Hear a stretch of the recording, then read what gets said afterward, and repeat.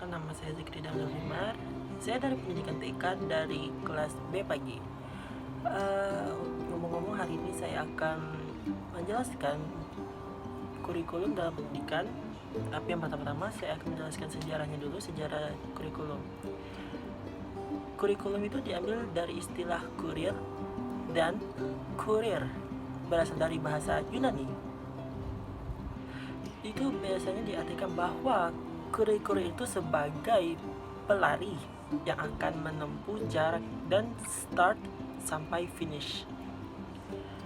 Dari analogi itu, kita konsepkan kurikulum merupakan sebuah serangkaian mata pelajaran yang harus didapatkan peserta didik untuk mencapai suatu ijazah, dan itu adalah konsep tradisional.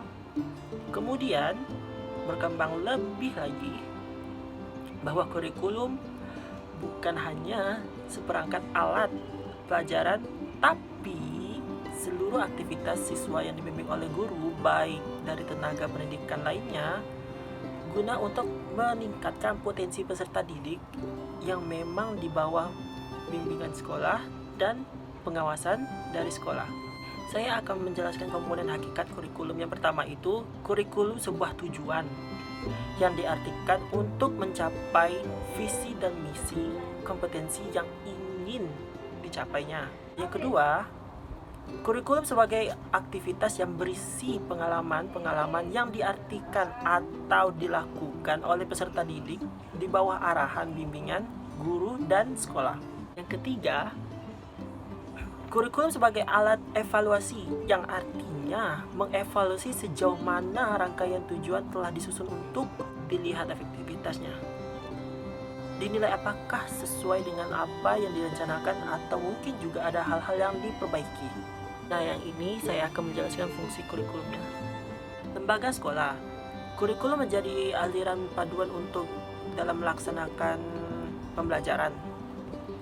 Melaksanakan proses pendidikan seperti yang kita ketahui, ke dalam sekolah itu tidak hanya belajar, di mana kita mengarahkan siswa untuk memperoleh sejumlah kompetensi, mulai dari kompetensi kepribadian, akademik, sosial, dan juga keterampilan.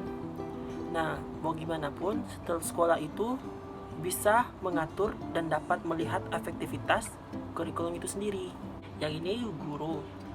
Guru itu sebagai aturan di dalam menjalankan proses pembelajaran itu sendiri. Terus yang siswa, kurikulum sangat bermanfaat terutama terkait dan fungsi selektif karena siswa dapat menyesuaikan dengan kemampuan yang dimilikinya. Fungsi seleksi tadi, di mana siswa dapat menentukan di mana ruang lingkup dari proses belajar itu sendiri. Dan yang paling penting adalah fungsi individual. Pelajaran ini harus bisa mengangkat kemampuan individual siswa, minat bakat siswa, hingga bisa digali, diciptakan sekolah. Dan ini prinsip kurikulumnya. Pendidikan itu sendiri ingin menggali prinsip-prinsip siswa yang ada di dalam dirinya. Bagaimana kurikulum ini bisa menyediakan? Karena dalam proses pendidikan, kata mengenai ada di ultrakurikuler, kurikuler, dan ekstrakurikuler. Nah, bagaimana fungsi kreatif ini? Semua itu melalui ekstrakurikuler di sekolah-sekolah yang sudah sangat luar biasa, dan itu sudah bisa diakomodasi minat dan kemampuan. Dan itu memang bicara kurikulum tentang peranan, kurikulum sebagai fungsi konseptif, fungsi kreatif, dan fungsi kritis. Nah, ini yang terakhir, pendidikan tanpa kurikulum. Nah, gimana itu? Pendidikan tanpa kurikulum tidak akan berjalan dengan baik. Kurikulum itu adalah jantung terbentuknya proses pendidikan.